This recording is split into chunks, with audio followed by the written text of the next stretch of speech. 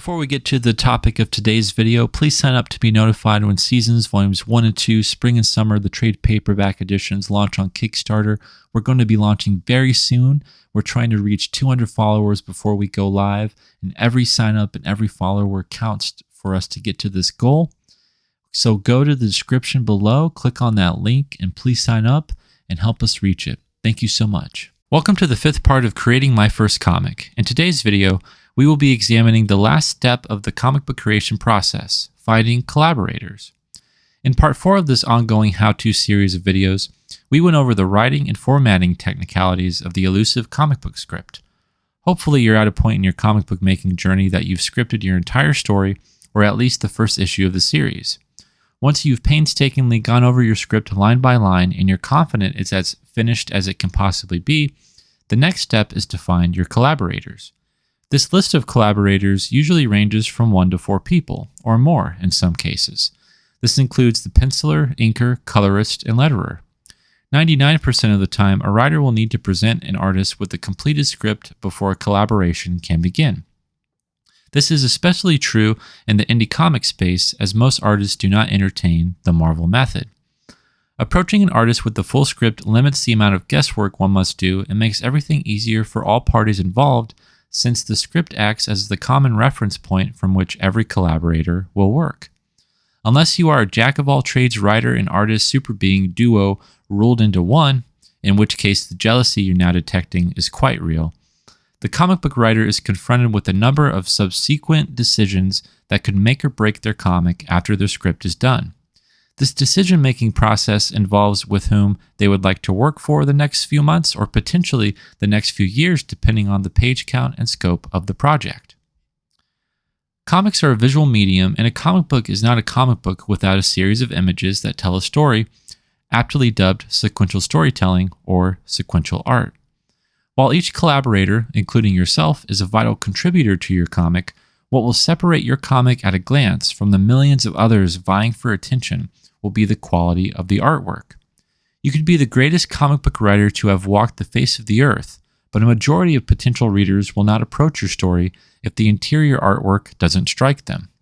Remember what it felt like to see a Batman drawing by the one and only Jim Lee or a Superman piece by the legendary Alex Ross for the first time? That's what every writer should be striving to evoke from their books. And thanks to social media and the internet, discovering the next Jim Lee or Alex Ross is right at the comic book writer's fingertips. The indie comic scene is overflowing with massive talent on the prowl for gigs. Sometimes it's honestly overwhelming. So, how does a comic book writer sift through all the noise? Where do they find this talent? Well, glad you asked. Before you start sliding into artist DMs and asking if they want to hook up and make a comic book baby with you, you need to ask yourself 5 important questions. 1. What art style are you looking for? 2. What is your budget per page? 3. How many pages can you afford per week/per month? 4. What is your comic's deadline? And 5. Do you have a work-for-hire contract ready to send? When making indie comics, the 2 greatest limitations come down to how you want your book to look and how much money you have to pay for it. The art style for your book is somewhat flexible, but the amount of cash in your bank account is not. Budgeting is everything. Say it with me. Budgeting is everything. Now, say it again. You may find your Jim Lee or Alex Ross, but can you afford them? If you cannot, are you willing to compromise for the next best artist on your list? Also, are these artists even available? If not, can your comic's production wait until they are available? It's possible the artists you envision yourself working with on your comic may be too busy with other projects or too slow, and you'll have to adjust your timeline accordingly or break ties with them altogether and approach someone else. It's possible the artist you envision yourself working with isn't a good collaborator, and getting them to communicate or update you with progress is like pulling teeth. I've been there. The story for your comic always comes first, and every writer should aim to enlist artists whose styles tonally match the narrative contents of their project. One of my favorite questions to ask myself is this: if I could hire any artist alive or dead for my comic, who would it be? Visualize the ideal version of your project and maintain that visualization. Stack it up against the artists you're interested in approaching. This helps narrow down my options as I embark on my searches. An artist portfolio will let you know what they like to draw and what they are proficient at drawing. It's fine to ask, but don't be disappointed if an artist that primarily draws horror comics politely turns down your offer to draw your superhero comic. Finding collaborators that are pleasant to work with, that make my job easier, trumps my perfect visual vision, if you will, for a project. I need this process to be enjoyable. Comics are supposed to be fun, right? This line of thinking applies to page rates. If my wallet's happy, I'm happy. Sure, I could spend $300 to $500 per page for pencils, inks, and colors and eat ramen noodles every day for the next year, or I could spend $150 to $250 and get close to the same amount of quality per page without hemorrhaging money from my bank account. No one will know the difference or feel the difference but you. Cheaper rates are not always synonymous with the lower standard of artwork either. My advice to any writer currently looking for an artist is to make a list of a handful of artists they feel would be good fits for their project and ask each of them what their page rates are, and then compare those rates and see what makes the most sense for your book, your wallet, your schedule, and your anxiety levels. You must realize that your story isn't going to pay the bills for a while, maybe ever. This is an investment, and you must invest smartly. Don't be afraid to negotiate. Just don't give the artist a lowball offer or be disrespectful about your counteroffer. Whether you like it or not, you must think like a businessman from this point forward. Another way to cull the herd when on the artist hunt is to decide how many artists you'd like to hire for the same project. I personally prefer working with an artist that does both pencils and inks, but it's a major plus if they do their own color work as well. The page rate will reflect the workload amount, but constantly juggling files between a penciler, inker, colorist, and letterer can be burdensome if you're a newbie. If there are any last-minute changes to be made concerning the artwork, the entire chain of artists have to be called upon to fix it. Less cooks in the kitchen makes for a more organized, streamlined process in my experience. For better or worse, when I hired Anthony to draw my first comic, Seasons, he thankfully agreed to do the lettering as a part of his page rate in addition to all the artwork. I settled on a black and white comic to save money because I didn't feel comfortable bringing on another person and couldn't afford it. I also had no idea where to look for a letterer. Eventually, I'd make more connections and unburden Anthony of all his lettering and design tasks, but at the time, working with one collaborator was daunting enough. Let's switch gears and touch on the topic of contracts. You want to put your business hat on for this. It's important to understand that you do not need a contract to start working with an artist. However, you may want a written contract to avoid any unforeseen misunderstandings, miscommunications down the road, or outright theft of your property. If you're set on drawing up a contract between yourself and the artist, you will want to either hire an entertainment lawyer to put one together for you, find a work-for-hire contract template online, or ask another creator to send you theirs as an example to pull from. The reality is a majority of artists a writer will hire want little to no ownership of the project's IP. They may be your co-creator in theory, but not the co-creator on paper, and it matters when we're talking about financial decisions. They may also request to be paid up front for every page they're hired to draw. That's just the facts, plain and simple. You may think your comic is going to get picked up by Image Comics or Dark Horse Comics as soon as the pitch packet is sent, but nothing is guaranteed and an artist needs their paycheck like yesterday. They are not going to bank on your book becoming the next Walking Dead or Invincible overnight. You are not Robert Kirkman. Yet. There are instances where the artist will request payment before they've put any pen to paper because they're counting on that retainer to hold them over until the next set of pages. In my opinion, a best practice middle ground is to pay half up front for a set of pages, 4, 6, 8, 12 pages, for example, and the other half upon the delivery of a low-resolution JPEG. Then, the artist will provide the higher resolution files, a JPEG, PNG file, or TIFF file, after the second half of the payment has cleared. There's a lot of trust involved in the absence of contracts, but word spreads fast in the indie comics community if an artist, or writer for that matter, doesn't follow through with their commitment. They will be shunned and out of work in no time if this egregious pattern persists. I don't see an issue with holding an artist accountable and putting them on blast if they ghost you or fail to deliver pages you've paid your hard-earned money for. Others in the community should be made aware to steer clear if an understanding cannot be amicably reached in a reasonable time frame. This goes both ways. Pay your artists and pay them on time or else. Nearly all of my collaborators with artists have proceeded without contracts, but not every single collaboration. For Seasons, Anthony trusted that I would pay him for every page he completed, and I trusted him not to bail on the comic, leaving me with an unfinished project. He also desired no ownership of the IP after offering him a 50-50 split when we started working together almost a decade ago.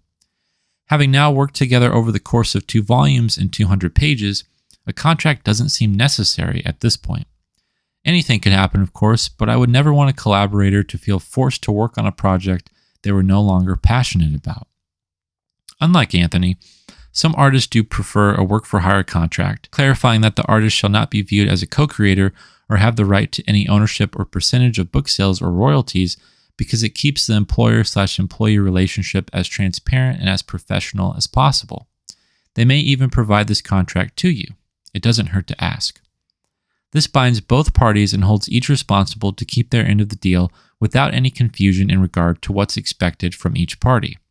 This further circumvents any bad blood or drama arising if one party fails to uphold their end of the deal. You may be asking, but what if the artist does breach the contract? What then? It's a great question.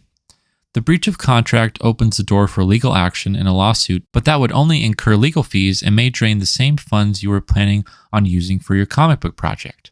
I'm not a lawyer, and I've luckily never had to worry about such matters in the decade I've been making comics, but the best course of action would be to cut all communication from the artist and either use what you've already paid for because you now own the digital artwork files, or worst case scenario, start over from scratch. Hiring artists can be a risky business, but rest assured that the chances of this happening to you are very minimal. Artists want to get work, keep work, and get more work from you and others in the future. Although it can happen in the rarest of cases, artists are not out to scam you. Just be mindful and pay attention to who you're talking to. Do your research and see if the artist has worked on any other comic book projects. If they have, reach out to the creator of that project and ask if they'd recommend hiring them. All your fears will be put to rest, or you will have dodged a very expensive bullet.